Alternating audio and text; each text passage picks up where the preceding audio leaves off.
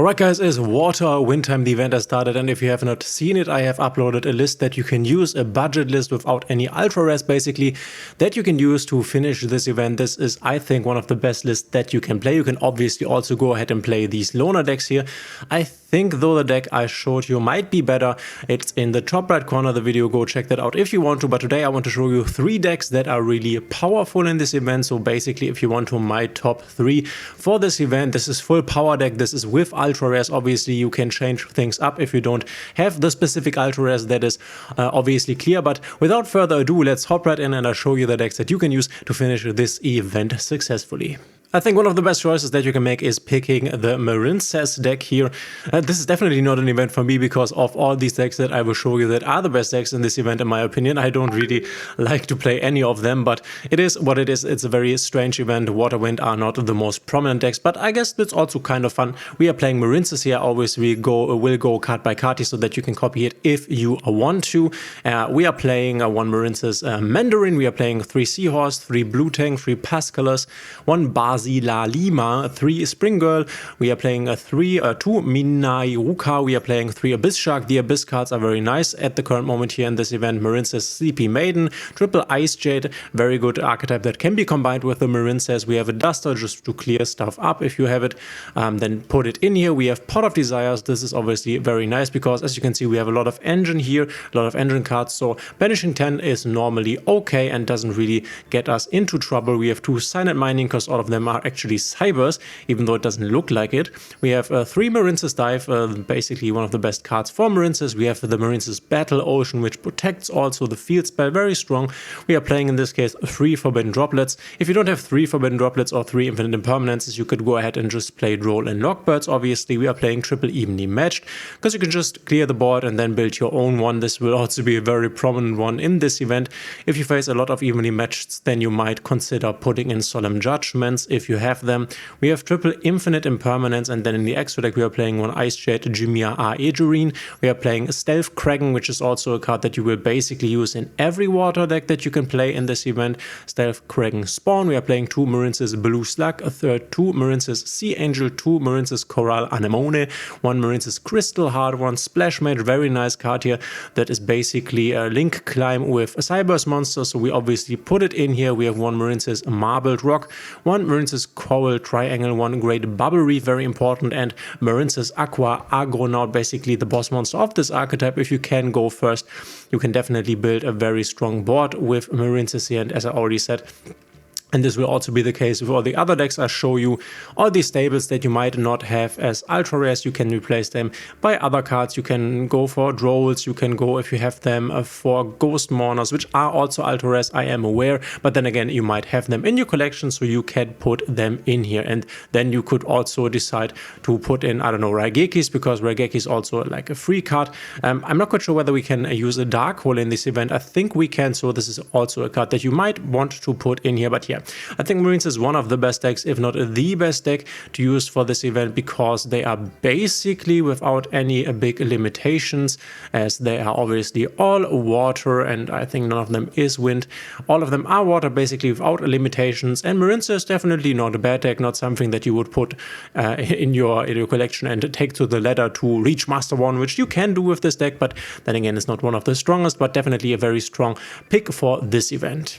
My second choice here is Ghoti, and by the way, if you like my content, please consider subscribing, hitting the thumbs up and the notification bell. This would help me out a lot, especially the notification bell, so that people can find my content, and yeah, this would be awesome.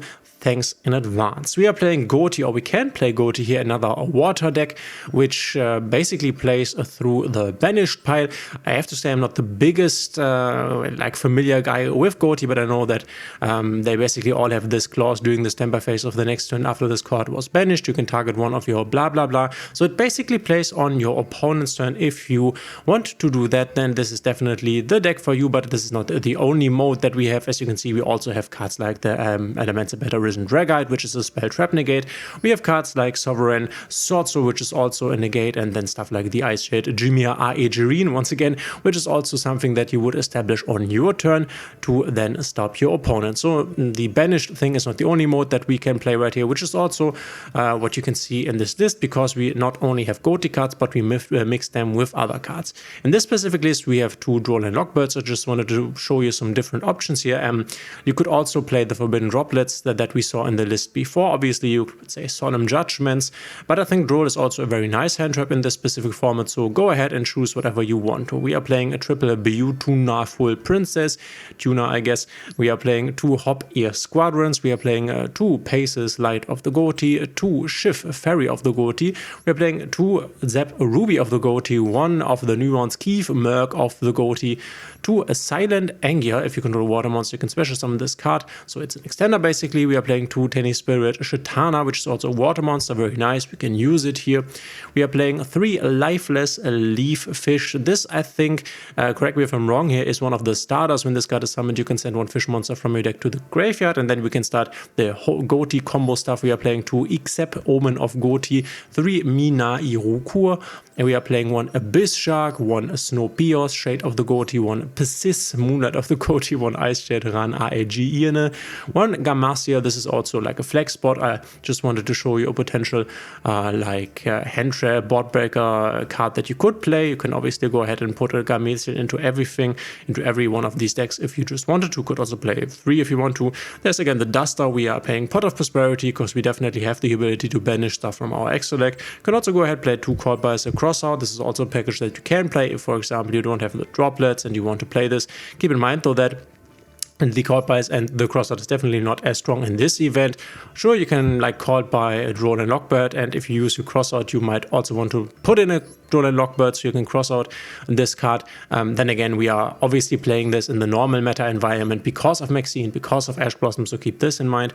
We are playing 1 Ice Barrier, 3 Infinite Impermanences, definitely the best card that we can play right here. 1 Coral Dragon, a really nice water tuner, 2 Arinopos, Serpent of the Ghoti, 1 White Aura Monoceros, 1 White Aura Whale, which is able to basically destroy all your opponent's attack position monsters, can be very strong to clear. We're playing 1 Adamancipator Risen a Dragite, 2 Askan the Bee-Corned Ghoti, then we are playing a Guoglim Spear of the Ghoti, we are playing Ravenous Croco-Dragon Archetus, then we are playing this Sovereign, this also Sovereign, we're playing Ghoti of the Deep Beyond, I say Jimia Aegerine. Once again, the Stealth Kraken, very strong card that is basically a monster negate and turns everything into water, and then we are playing 1 Abyss Keeper. So if you want to go for another water deck and not want to play Marincess, then you could also go ahead and play Ghoti. And for the last deck, I've brought a wind deck, so if you want to play something wind, I think that the best wind deck that you can play, and you might already know what it is, but